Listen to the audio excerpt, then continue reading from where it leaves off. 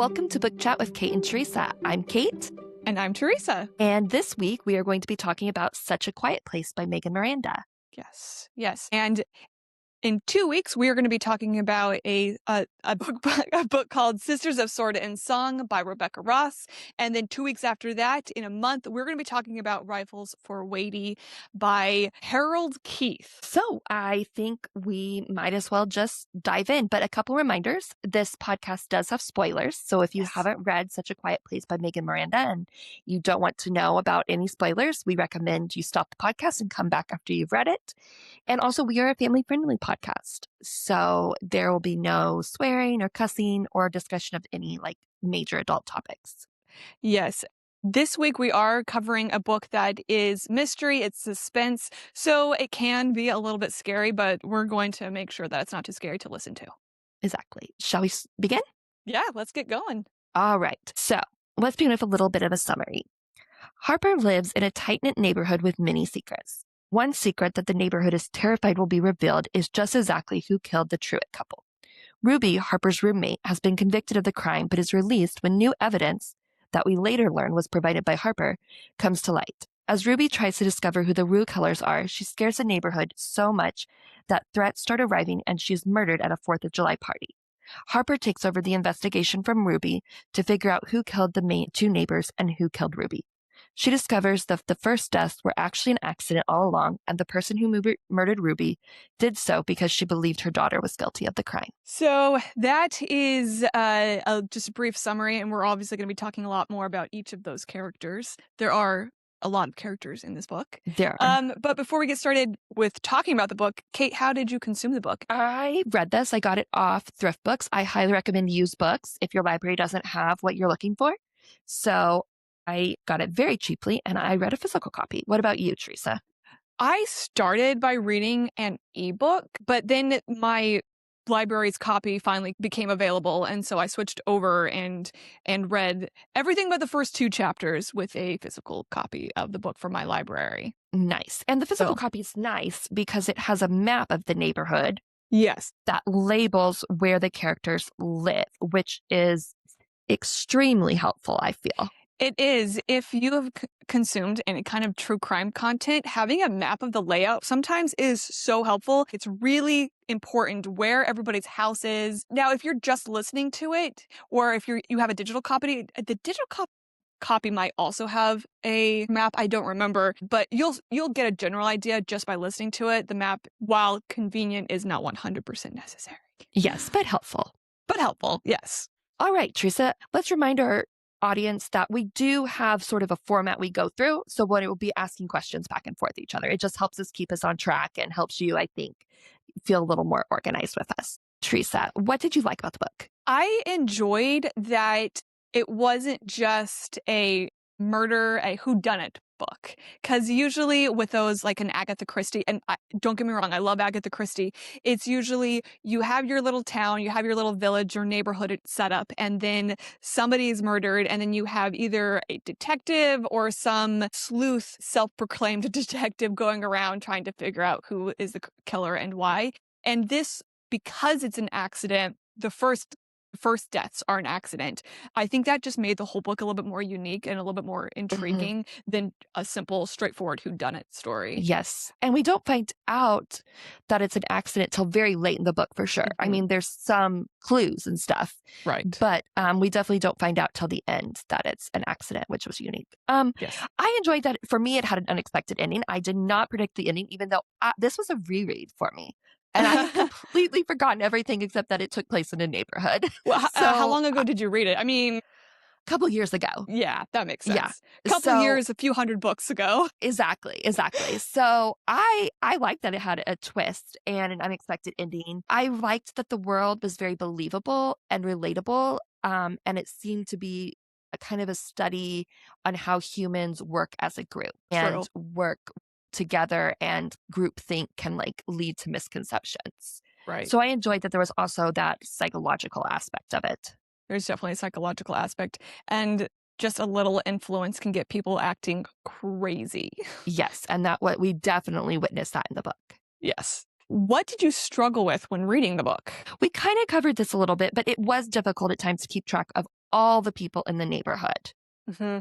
And I don't actually think it was as important as maybe we thought it was, because the neighborhood, I think, is also a character of itself. Well, because the neighborhood was a group, I think they acted as one unit and did group think, and that made them a character. That's true. So I did struggle keeping individuals separate, but I really felt like in the end, there was only a couple individuals that were very important to the story. And the rest was just that neighborhood as a character. And I also struggled because I didn't like the main character. I did not like Harper much at all. So that was a little bit of a struggle. But I felt like her faults were a little relatable, but I still didn't like her. What about you? Yes, I agree. I didn't really like Harper. I thought she was pretty spineless most of the time. She let everybody walk all over her, and she took everybody's side, even though that couldn't be possible. But I think the thing I struggled with the most is that it starts so slow, and I'm okay with a pretty slow start, but it was like you jumped in the middle of a story. I actually thought that maybe there was a book that preceded this one, because I was like, Oh, what in really? the world is happening here? Then it's just we're trickling along, and we really don't see any movement until the last 70 pages of the book. So I think that was my biggest struggle. I did not find that it had a slow start, but I enjoyed the psychological back and forth that the neighbors and that Harper was going through. Right. And I think for me, when I've read suspense in the past, it's more horror thriller suspense. Mm, So, and I know myself and I don't like slow books. So I really struggled with that. very interesting. And I've read a lot of Megan Miranda, to Okay. be upfront. So I think I knew there was background stuff happening, and we get there too, maybe. Right. Now, to be fair about the slowness of it, that is how a murder investigation goes. Anything when it comes to crime, especially a big crime, things are just slow, and we're only in the mind of one character and how Yes. she's perceiving the world. And she was a very unreliable narrator, I felt. She was. She kept going back and forth on things. She'd be like, Yes. this person is totally safe. This person is a danger to me. I need to get away right now. It's like, girl. Yeah, she was very frustrating in that sense. Yeah, she was. She was. Is there a part of the book that you would return to reread, and why? The part of the book I would say is when Harper grows a spine and she actually starts taking on the investigation that Ruby had left behind. She didn't really know all that much about what Ruby was doing before Ruby died, but once she starts getting on a role of realizing that Ruby had been staying in the Truitt's house and spying on all the neighbors and taking notes and then finding the carbon monoxide detector, the Truitts were believed to have been murdered by a car engine running and the doors of their house being open, so they asphyxiate. And they believe it's murder for a few reasons. And one is that their carbon monoxide detector has been removed. And Harper, because of Ruby, discovers that the family had actually purchased a carbon monoxide detector and was going to replace the one, but they just never gotten around to it. And when Harper realizes that this was an accident, this was not intentional, it looked like murder partly because of a few elements, but also because we built it up in our heads to be a murder. So when Harper is going to door to her neighbors and talking about the things that she's been blackmailed with, and she's actually opening up and she realizes that if I tell the truth, they're more likely to tell the truth. I thought that was a very significant moment. It was for Harper. Yeah, it definitely was. It was for them too, because I felt for a few of them, this weight was lifted off of their chests. The entire neighborhood had been shrouded in secrecy, and little things were dropped here and there, and passive aggressiveness, which Ruby calls out. I admired Ruby for that. She did. She was not a nice person, but She was not a nice person, but she read the neighborhood well. She did. And I did appreciate that as well. Probably my favorite parts were when the neighbors were all together. So like the 4th of July party in which Ruby is ultimately murdered at, we see all the neighborhood dynamics come to the forefront. And we also see just how Ruby managed to be convicted of the crime because all the neighbors band together against Ruby. And so it begins to make sense how what was an accident could have been built up in people's minds and how they could have come together to protect themselves and to accuse someone who they believed was an outsider. So I enjoyed that. And I enjoyed the very end where all the neighbors are gathered again after Tate, one of the other neighbors, comes out and shoots a gun up into the air to summon everyone because Charlotte, who murdered Ruby, is trying to defend herself. I actually write about that scene later on. I really enjoyed that scene. I enjoy that scene because the neighbors have to come face to face with the truth, the actual real truth, not the truth that they've created in their minds or they were told to create in their minds, because there's this awful police officer who lives on the street, Chase, and Chase is telling them what to say and not to say when it comes to the investigation and the trial. And he's part of the reason that Ruby is convicted, because he's Very much convinced so. that Ruby is guilty. And so he's going to tell everybody else what to say and think so that they're also convinced and they convince a jury. Yes, and that they're protected because he makes it out at least that he would like to protect the neighbors, so they trust him. Yeah, he's a police officer, of course. It's safe to have a police officer on your block. Harper says at one point he was our police officer. That's a good point. Did the book have a gripping beginning? So you kind of answered this for you. It did not. But for me, I thought it pulled me in immediately. The concept of someone who was in jail, all of a sudden just showing up at your house, who was your older roommate, and you wouldn't see them for 20 years. So I thought the book had a very gripping beginning because Harper is just so stunned to see Ruby. And Ruby just comes in acting like nothing had happened, except there's these pointed little barbs she makes. And she makes Harper buy her all new clothing, for instance, because Harper threw out her clothing because she thought she'd be gone for 20 years. Yeah. And at this point, we don't know that Harper sent the email that helped not exonerate Ruby, but provide some evidence that her conviction was at least overturned. Looking back and knowing that is very interesting, because why wouldn't Harper think she would show up? Right. She doesn't have anywhere else to go. Harper hasn't even kept track long enough to know that her father has died. I would say, and we don't know that Ruby's dad has died because Ruby hasn't revealed that information yet. Yeah. Yeah, and Harper never cared enough to find out. It was the first, I think, 2 chapters. You don't actually know what Ruby, maybe it was the first chapter. You don't actually know what Ruby's been convicted for or anything. It's just this vague fear that Harper's feeling. And if you're that person living that, you know what's happened, but the author, I feel like, didn't explain it well enough to us. That's why I really struggled. Why is she so scared of this woman who just came into the house? What is this not celebration of her release? Why has she been in prison? And it was just total vagueness for about a chapter, if not 2. That's where I was really struggling. And that might be where my reread of the novel helped, because I did remember what crime Ruby had committed. I didn't remember she was innocent, but I did remember that she had killed the neighbors. Okay. So that probably did help on this reread, because I was able to reread it with a sense of understanding of what Ruby had done and why Harper was so apprehensive. And also the knowledge that the neighborhood was the one that put Ruby in jail, essentially, because they didn't manufacture evidence, but they definitely put weight on evidence they shouldn't have. And they deliberately hid stuff. Yes, hid things that could have helped Ruby prove her innocence. You can understand why she's sort of out for blood when she gets out of prison. She's just like, I was wrongly convicted, and it's because of you guys. And she doesn't know if it's, I don't think she yet knows that it's not murder. So she's probably trying to find the killer, or at least prove to everyone how innocent she is. I think it's so weird that she is released. They've determined that she's probably not guilty, and the whole neighborhood's like, no, she's super guilty. We hate her. What is that? So no wonder she felt like she at least needed to prove who had actually murdered the Truitts, and if it was a murder. And also she wanted revenge. It's not an action I would take, but I understood the motivation.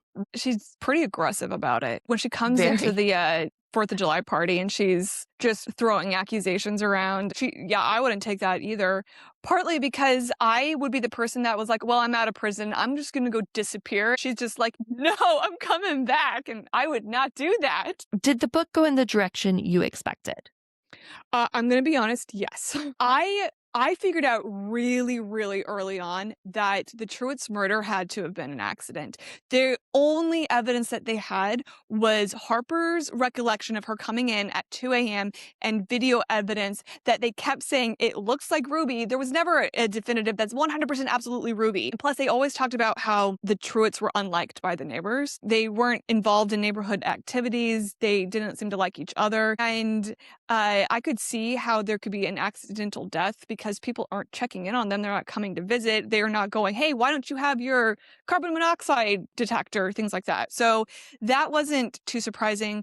But before I got to that conclusion, there is this scene with Harper having coffee with Charlotte. And I was like, Charlotte's guilty. That was before Ruby was murdered. Charlotte, there is something wrong with that woman. She has created a picture perfect little life for herself, and she's going to do whatever it takes to stay in this picture perfect little life. And she has this whole thing about ignoring her. And I think the best way to keep Ruby from being a problem is if there is no Ruby. So Yes. she's so convinced that Ruby is the murderer or that maybe her daughter is the murderer. And she's like, we just get rid of this particular amount of evidence or this particular person, I can go back to having everything in my picture perfect little world. Yes. And I think I texted you. I think Charlotte is the killer. You did. And Ruby. I hadn't finished the book then and had it remembered. And I was like, no, she's creepy, but I don't think it's Charlotte. And then there's the blackmail pictures.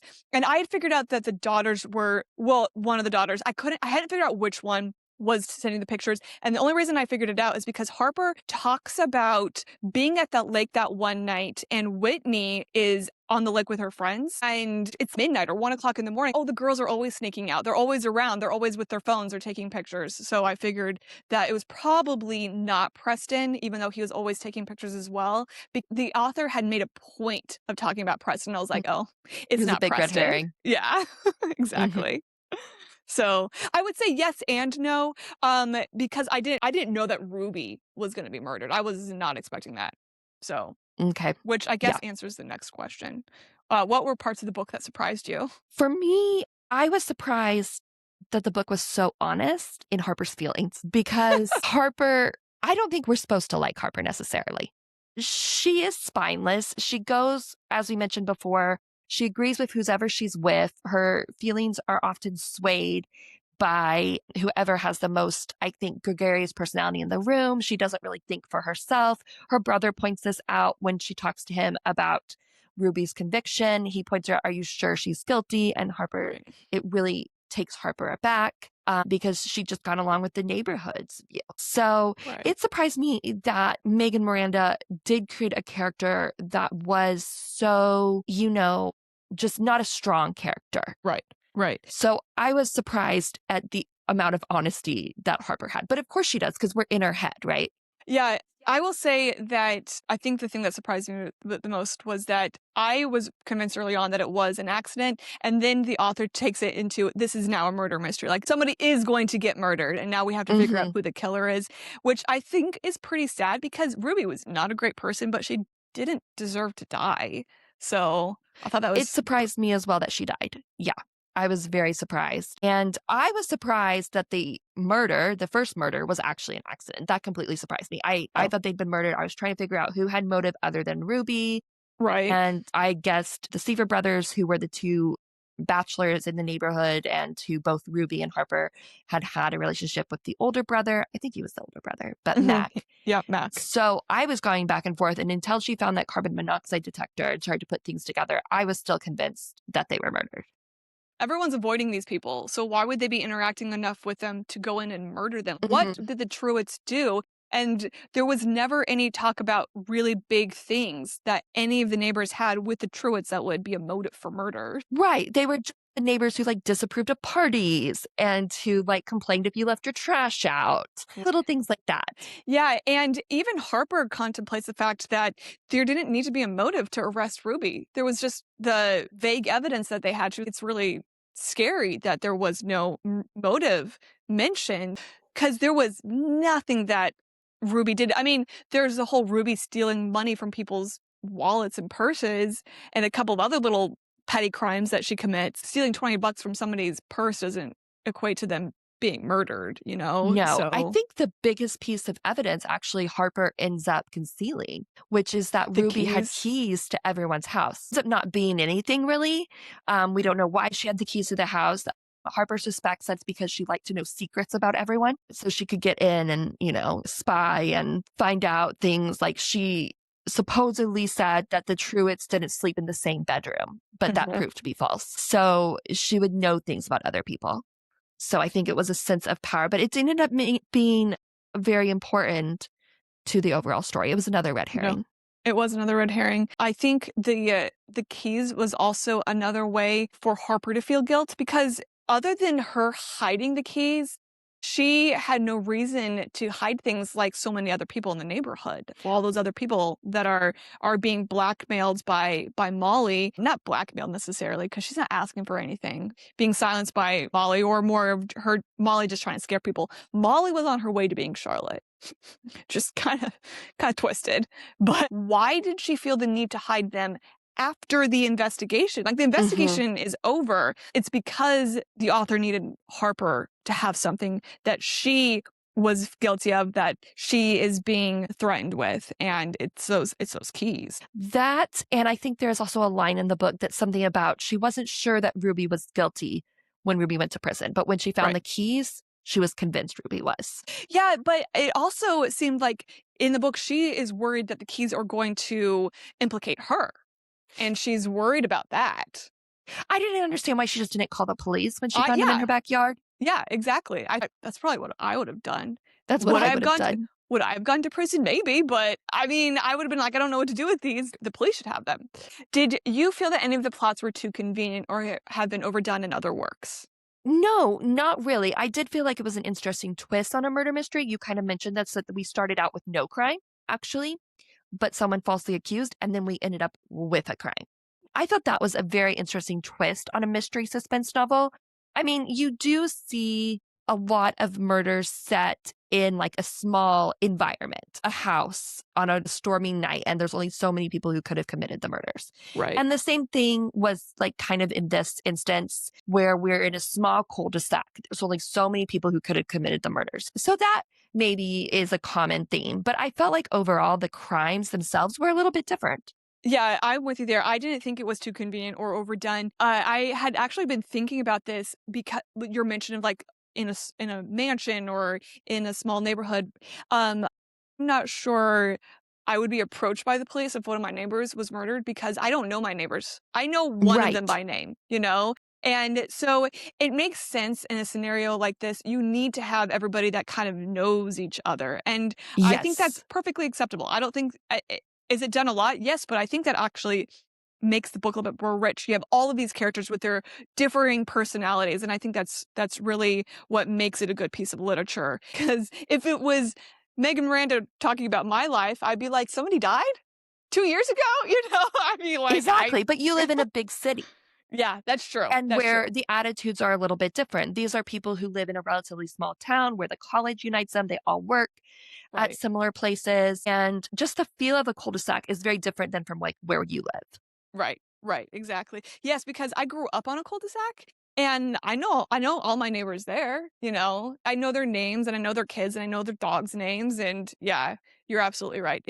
I'm in a large apartment complex. So, did you find any plot holes or something you thought was a plot hole? I don't think there's really any plot holes, but I do think that there is information that is sort of missing when it comes to Harper's brother. I don't understand why we have this really vague Harper's brother did something bad story and sort of splits up the family and felt very unnecessary.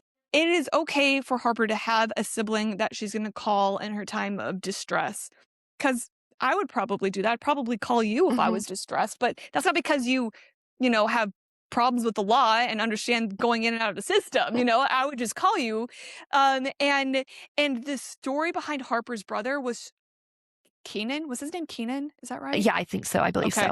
so. Was so vague and totally unnecessary. And I couldn't tell if they're doing that to give you more understanding of Harper, but I don't think it added anything to Harper Right. whatsoever.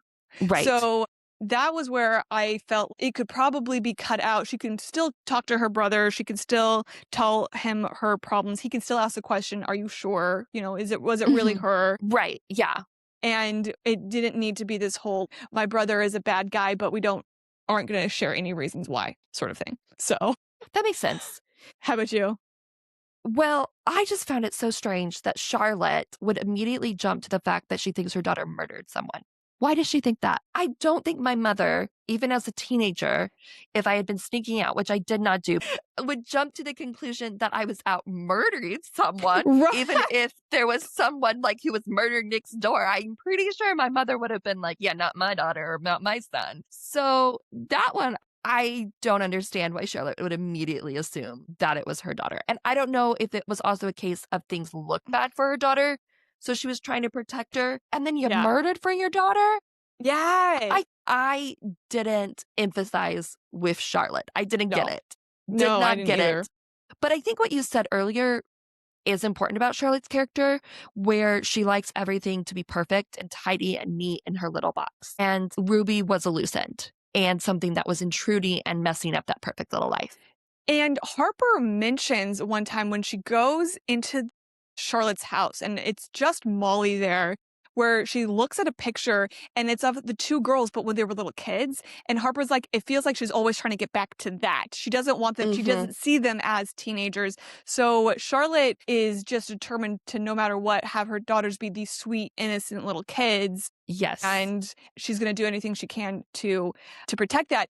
But to your point about Charlotte believing that Whitney is the killer, maybe it says more about Charlotte. Charlotte wouldn't mind going around killing people. She kills Ruby. So it's more of a reflection on how she thinks she would have been a killer. So it's not a reflection on Whitney, but more of herself, I feel like. That makes sense. Yeah, that definitely makes sense. But yeah, I'm with you, where she's just like, there hasn't been a murder. She doesn't know that there hasn't been a murder, but in her head, she's like, I have to kill to keep people safe. Oh, we're going to cover up a crime with a crime? Great. Like, what are you talking about? It makes total sense to her. So, did you guess who the killer was? And we talked about this a little bit, but yes. Do you want to talk about that? And when did you guess? Yes. So I guessed that Charlotte had killed the Truitts initially. And then when I decided that the Truitts had not been killed, I was like, okay, so this is going to end where no one's the murderer. And then when Ruby died, I was like, oh, it's Charlotte. And okay, but why? Oh, why Charlotte? Why were you suspicious of Charlotte? I wondered that from when you texted me. It's because of her ignoring thing. And in essence, her deleting Ruby off the planet kept everything neat and tidy the way that she wanted it to be. So Harper goes over to Charlotte's house and she has coffee with her and she's just like, you need to get rid of her. Like, get her out of your house, get her gone. And then when they're at the 4th of July party, she's like, we're just going to ignore her. She does not exist. And when none of those things were working out for her, the fight breaks out and everything like that, Charlotte's next step is to just get rid of Ruby because they can't live this life of just ignoring Ruby because she's there to stay, basically. So that's why I suspected Charlotte. Yeah, that makes sense. And now that you say that, when she tells Harper to just get rid of her, that's some pretty good foreshadowing. It is. You're right. That is a good point. She's just like, she got to be gone. And then she's like, no one else is doing it. I'll do it. Exactly. She's take charge kind of woman. She is. How about you? Did you? No. Okay. I didn't guess. I was like, I have no idea who killed the Truitts. Oh, the Truitts weren't murdered? Oh my God, that's so surprising, even though I've read this book before. I should know this. Did you think the motive for the crime, if there was one, made sense and was plausible? You've already answered this a little bit. Yeah, we talked about this. I just could not wrap my head around Charlotte killing for her child and believing her child maybe was killed. But we did talk about how she was probably more like protecting the perfect image. What about you? I said yes because I've consumed so much true crime and I've seen people kill for less. So gotcha. I feel like, yeah, people will kill for anything. It's absolutely wild. So Charlotte believing she was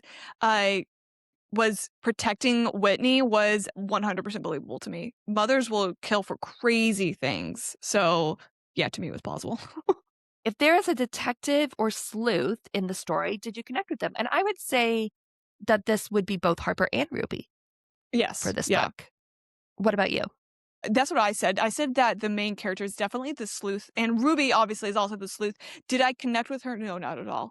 Yeah. And I've talked about this already. I want her to have a backbone. When she realizes that she hasn't been invited to the neighborhood, the HOA meetings, and she's just hurt, instead of like storming in there and being like, listen, I didn't want Ruby here. And yes, I'm trying to get rid of her. And no, don't talk behind my back. She's just hurt get a little bit more on top of it, Harper.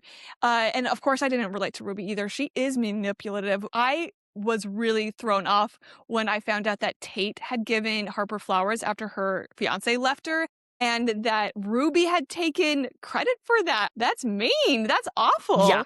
I didn't relate to her. I relate to the fact that she wanted the truth. Like, she ended up being like, you know what? The truth is better than all these lies, this web of lies that we've created. And I enjoyed when she becomes that person who's just trying to unwind everything and figure it out. That was really good. But how about you? Did you connect with her or Ruby? I did not connect with Harper really at all. What you mentioned annoyed me, but really what annoyed me more was just how she morphed personalities and who she believed based on who Mhm. she was with.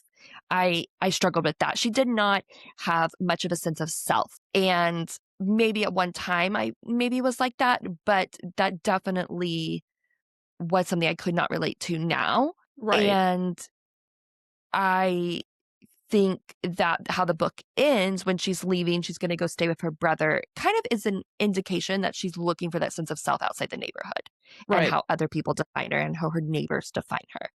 And then as for Ruby, I understood why she was doing what she was doing, but it is definitely not choices I would have made. And she may have been innocent of the Truitt's murder, but she was not an innocent person, like you mentioned. She was mean, she was manipulative, she kept secrets. She maybe saw the neighborhood more for what it was, but she also was not a kind individual. No, and she almost used the neighborhood for her own entertainment. Like you mentioned, she had that set of Yes. keys, and she's just going around snooping in everybody's houses, getting into their lives for laughs. I don't know what else it is that she's doing It other seemed like than she felt very entitled and she wanted power over these people. she could have partnered up with Molly and they could have brought the neighborhood to their knees between the two of them going around taking pictures and gathering information. Which actually Molly and Whitney, I think, were Ruby's students.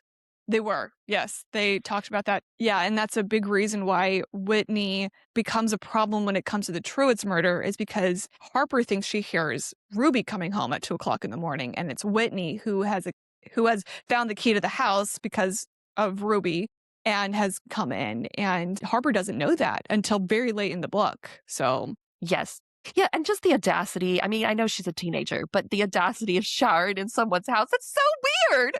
yeah, and also how wildly inappropriate of Ruby. You're their Yeah. teacher. Like, I know you're not that much older than them, but you're still their teacher. Can I put you down now? Are you gonna be good? Okay.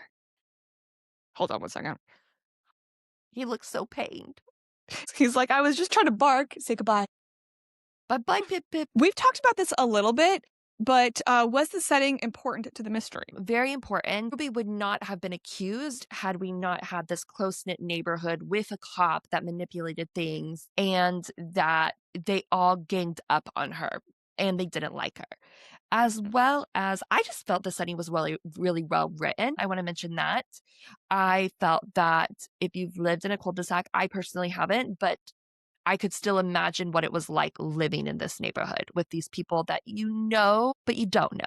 Right. They're different. They're not, I think the author mentions they're not colleagues, they're not friends, they're your neighbors and they're a family. I don't think they were a family at all, No. but it's a different relationship. It's very much a different relationship than you have with friends or colleagues or family. Your Very neighbors true. is a neighborly relationship. It's just different. Yes, because the way that Harper talks about it, even she realizes it.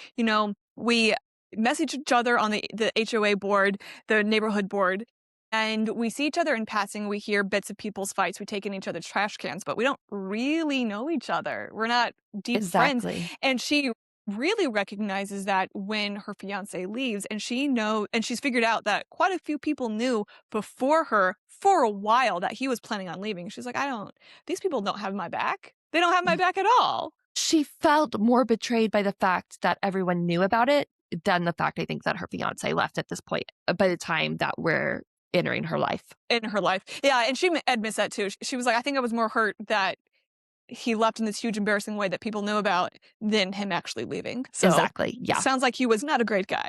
But I agree. I think the neighborhood setting was really important, and the whole it facing that lake was important too, Yes. because then you have Ruby going out on the lake in her kayak and the teenagers out there in the middle of the night and Ruby hiding the keys out in the woods by the lake. And I think just the whole sort of we're sort of in the suburbs, but it's sort of rural at the same Yes, time. you You get a know what little I'm bit of saying? both. And Yeah, then throw in the fact that it's a small college too. right, right. So in some senses, it feels like you're in a town, but in another way, it feels like you're kind of in the middle of nowhere, and it's just these neighbors Mhm. dealing with these problems that they're having, which I Yes. think really added to the story, honestly. It created some isolation. Absolutely. I think it's interesting when you look at the map, they're only showing you the people on their street, the street where it died, Mhm. but there's people behind them too, because they There talk are, but about, they're definitely not part of their core group, I felt. I right. felt that we were made to see that. And it sounded like those streets, a lot of people had moved because they had been able to get out after Mhm. what they thought was a murder. And on Harper Street, it's all the same people that were around when the Truitts died. I thought that was Yes, interesting. except like some boyfriends, she says, or some fiancés who maybe left. Right. Did the mystery make you scared or provide suspense? I did find it suspenseful. I was really surprised when she's running around in the middle of the night doing things. Why is she doing that? That's so Yeah. scary, you know? I thought and she realizes that there is a murderer out there, and yet she's being sort of careless with how she's conducting herself in this investigation, and I thought that was very scary. Who is she going to encounter, and what are they going to do to her when she confronts them? And she does confront them, and that's when Tate comes out and actually saves her life, technically, because I think Charlotte would have killed Harbor. How about Mhm. you? I got a little nervous when I was reading in the evening, especially a crime novel while there's some current events going on. And I keep track of like true crime and stuff just combined to make a little bit of a scary atmosphere when I was reading at night. Yeah, that's absolutely fair, because I didn't really actually get going on the book until Chris came home Friday night, and they had the whole weekend off, so he was home the entire time I was reading this book. So that probably helped me feel more secure because there was somebody in the house with me, and I read mostly during the day, so that probably also helped. Who were the main or significant characters? Well, we of course had Harper, who we were experiencing everything through her point of view and through her eyes. We were only privy to her thoughts. So she was probably the most significant, the most main character. But then other significant characters, of course, included Ruby, who was Harper's roommate, who they had accused of murder and who ultimately is murdered. Other important characters were the people who lived in the neighborhood, Charlotte and her girls, her daughters, who Charlotte, we also have talked about murdered Ruby, and then the Truitts, who were murdered. We had Mac and Seaver, who were the bachelors. They were brothers and they lived in a house on the street. And then we had Tate, who lived next door and who ends up saving the day. For my main characters, obviously I did Harper, I did Ruby, and then I did Mac and Preston, and They were then of pretty course significant. I thought so too. Because I think if I didn't suspect Charlotte, I would have suspected Preston. He was shady. I did suspect Preston. He was my guess. Yeah, he was so shady. I didn't suspect Mac because he just seemed to be a playboy. You know, he was just sort of doing his thing. And Harper mentions that Preston is the more serious of the two. He was the more driven of the two. He worked at the college, and the Truitts, well, the husband, what was his name? Brandon Truitt, had worked at the college. My thought had been, what if something had happened between Preston and Brandon Truitt that would cause him to murder Brandon? Because Preston was a playboy, even though he was faculty at the college. He was known to, date college girls and stuff like that. And so he's pretty shady. He was my second guess after Charlotte. I was like, it's Preston. That guy needs to go. And then my last two were Charlotte, Whitney, and Molly. Whenever the girls are around, well, specifically Molly, they're pretty hostile. They are. They're very hostile, like more so than the normal teenage girl. In the book, the characters can't keep the two apart because they're only a year apart in age and they look so similar. One of the moments that I actually had figured out really early is she finds Ruby's notebook with her notes where she's tracking where everybody is going and at what times. And she keeps doing MW question mark. And I was like, oh, she can't figure out if this is Molly or if this is Whitney. And I was so pleased with myself that I figured that out because I was like, That is a good catch. and I think it's partly because I couldn't figure out which sister she was talking to. I was like, is this the older one or the younger one? What is going on? Yes. Megan Miranda did a very good job of creating that very real confusion for people. Yes, I had next door neighbors and they had 2 boys that were really close in age, and I could never keep them straight. I didn't know who I was interacting with, which son it was. They didn't even look alike, but they had such similar personalities, and I was like, "Are you this one? Are you that one?" Still couldn't tell you. What character development or lack of development did the main characters go through? Did you find any? I did think that Harper did go through some character development. Like I said, she grows that spine and she actually starts looking at the actual evidence rather than what she's being told to look at. So Chase, the police officer, he's always like, keep it simple, don't talk about unnecessary details, because the simpler it is, the quicker we're going to get a conviction. And Harper finally is like, no, all of the little details matter. It's not just yes to this, no to that. It's yes to all of these. And I also mentioned this earlier, when she's receiving those pictures of her throwing or hiding the keys that she's found, and then she realizes that other people have also received pictures. When she goes to different neighbors and talks about them, she straight up tells them, I found these set of keys and I hid them, and that's what the pictures are of. And when she's that honest with everybody, then they're honest with her, and no one's just bottling everything up and keeping it close to the chest. Harper actually goes through some pretty significant character development. How about you? I would agree with that. And I would also say we're left with the impression that Harper is leaving to continue self-improving. Like Yes. she's chosen to leave the neighborhood. She's going to maybe go stay with her brother. It Right. seems like she's getting ready to strike out on her own to discover who she truly is. So I would say we Right. saw the development happen on the page, but then we're also left with the impression that there's going to be development happening as Harper continues to find herself. I think for the whole street where the murder happened on, it's like everyone was sort of frozen in time. They were frozen I was at that gonna say moment that. Yep. where the Truitts have been killed, and they can't seem to get beyond that. They can't get beyond their lies and their offenses. And once the truth breaks out for all of them, then they're all able to like breathe a sigh of relief and start actually developing as people again. That's how I saw it. Harper mentions how much has changed in the time in the 14 months that Ruby's been imprisoned. But really, it's just been superficial changes. I mean, a baby was born, Yes. right? And he grew into a Right. toddler and things like that. That's Yes. not superficial, but it doesn't involve the personalities changing on the street. She also talks about how they're the very same people the night the Truitts died. I didn't find really anybody else had any character development, except maybe Ruby has become harder and even more secretive since she was in prison. But we didn't know her before, so we only know this Ruby. I think that we might have been able to see some character development if the story had continued on after everything goes down, because you have Tate and Javier, and they have their secret about driving drunk and hitting a deer while drunk, and them fearing that they're going to lose their jobs. And Tate's now pregnant, and I think you would see development from that character. And then also Margot with the baby in the car, and now that truth has come out, and Harper being like, Molly,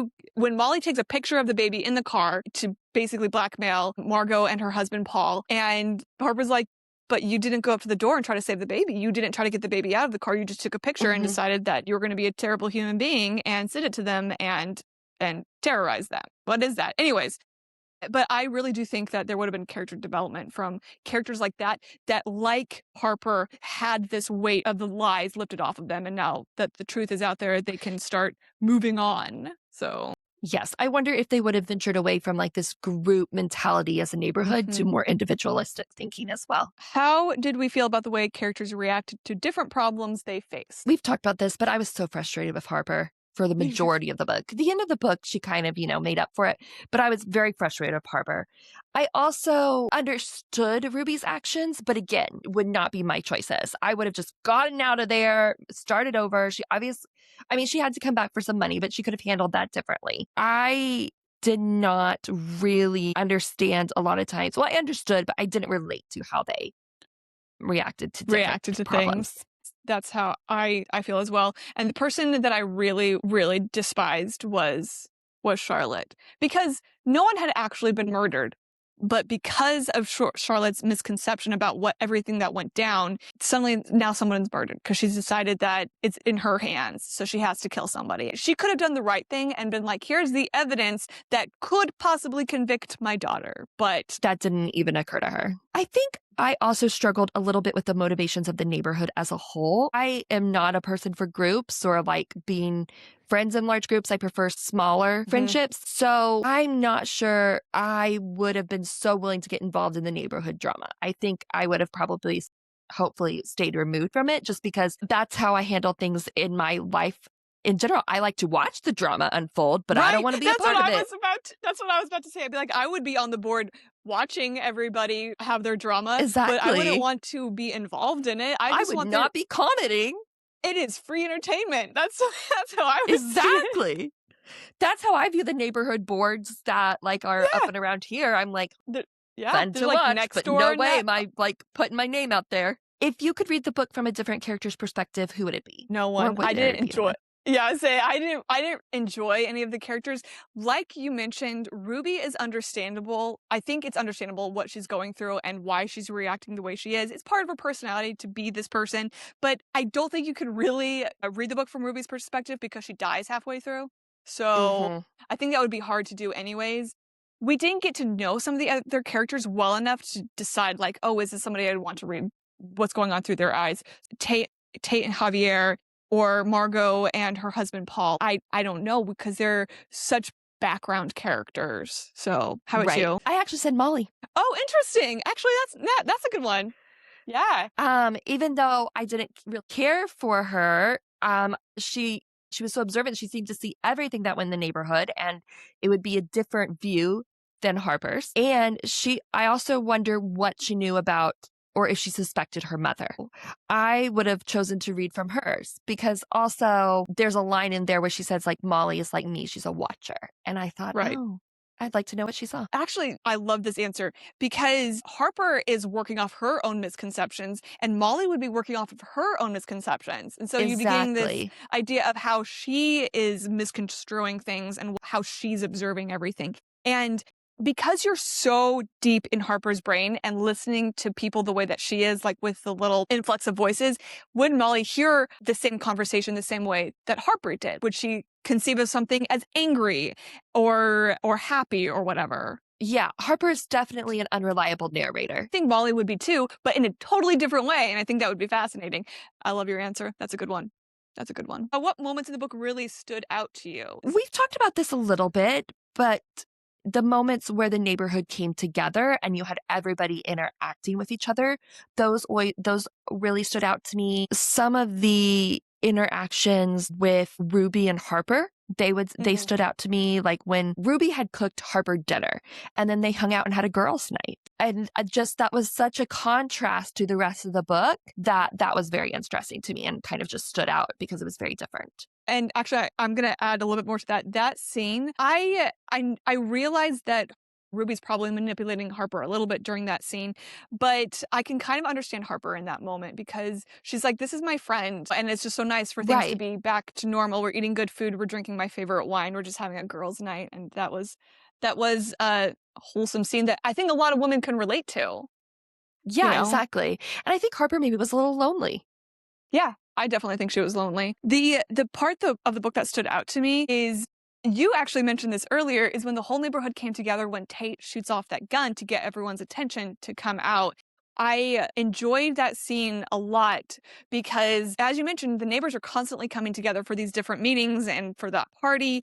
And this is a different reason for them to come together. This is for them to actually see the truth and something that none of them had clearly seen up until this point. I enjoyed that scene. And you see people react in real time to the truth.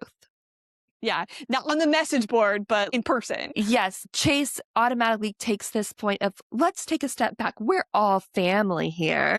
Yes. And Charlotte continues to blame Ruby over and over again. And Tate is the one who takes action, really. Right. But Yes. she's the one who says, nope, not going to do this. I have the gun. We're going to, kind of get to the bottom of this. And then Harper has the stage. One of the things that I find interesting about Charlotte is that once Harper accuses her and it becomes pretty evident that it is Charlotte who killed her, Charlotte doesn't actually deny it. She's like, I did all of us good.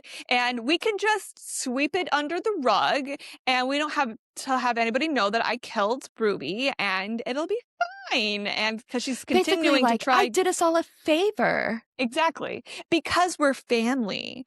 And Harper's like, hey, no, we're not family, okay? This is messed up. So, were there specific quotes that stood out to you? There was one in particular. I'm sure this quote would have stood out to anybody, but this is just in Harper's mind. It turned out we were all so close to criminal. All you needed was a good enough motive. Mm-hmm. I think one of the reasons that I liked that quote is because she's having this thought while she's standing in the Truitt's house that she's just broken into. Like, no, girl, Yes. you are a criminal. Not close to criminal. You're a criminal. You are one. So that was the one quote that really stood out to me, because throughout the entire book, she's starting to realize that a little push and you could do something that you might later regret. How about you? What was it? Well, What I were wrote down quotes for quite you? a few. Oh, wow. Okay. But I felt, looking back, there was a couple that just really stood out. Ruby was right. We had all done it. Individually, we couldn't have done it, but together we are very powerful. We are powerful. Oh, man. I And actually then- did have that one written down. I just didn't put it in my answers because that one's powerful, actually. It talks, I mean, it really expresses like the neighborhood, the role the neighborhood had, and things like that. And that maybe individually they wouldn't have acted the way they would have. And I also had breaking the case had broken a lot of other things as well, which was very true. Mm-hmm. True. The last thing was we've been raised on true crime and the promise of viral fame, which not necessarily in response to the book. I didn't know it was that important, but I did think that is such an accurate statement. I thought that was a significant quote, but it felt really out of context with the book because she never talks about true crime in the rest of the book. She's not talking about consuming it and having their viral moments. I knew what the author was trying to say, but also didn't make sense with the book. Didn't. I just thought it was a very significant, very true thing. What sort of mood did the book put you in? It made me thoughtful about people in groups and how groups can influence people's behavior. So I was very thoughtful reading it. Sometimes I was a little fearful. I shouldn't have read it at night. But I think that the inability to trust your neighbors and kind of what's going on right now in the world, it wasn't a good mix to read about both in the same night. So I was a little fearful, but very thoughtful about the influence of a group and what damage they can cause and how it can override your ability to think individually. For me, it was not fearful, but frustration at this group mentality. And like you said, we're seeing that in the country right now. It made me feel more convicted that I need to have my own thoughts about things, do my own research and come to my own conclusions. I think Megan Miranda does a really good job of showing you what group mentality can do. And when you have a leader like Chase telling you what to think and telling you what to say, and that was so frustrating. But I did feel some satisfaction at the end because I felt that Harper does end up doing the right thing and everyone else sort of aids in that and you want to see justice. And I like that, yes, Charlotte is caught. I hate when you have a book where the murderer isn't caught. Yes, I feel that. How did you read the book? I ended up reading it. I ended up reading most of it on Saturday and just throughout the day. And then I read it a little bit yesterday morning, and then Chris and I went out, and then we came back, and I finished it last night, which I will say, I was reading the scene with Charlotte well after dark, and I was a little terrified while I was reading. I was like, this is scary. How about you? I read a lot of it on Saturday, Sunday. Okay. In between taking the puppy out for breaks. I have a new golden retriever puppy, which Theresa knows.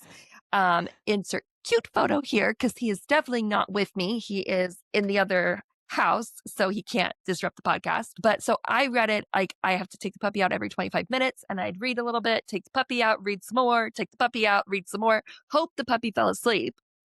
And that's how I finished the book. That leads right into our next question. Yeah, actually, did we enjoy the book?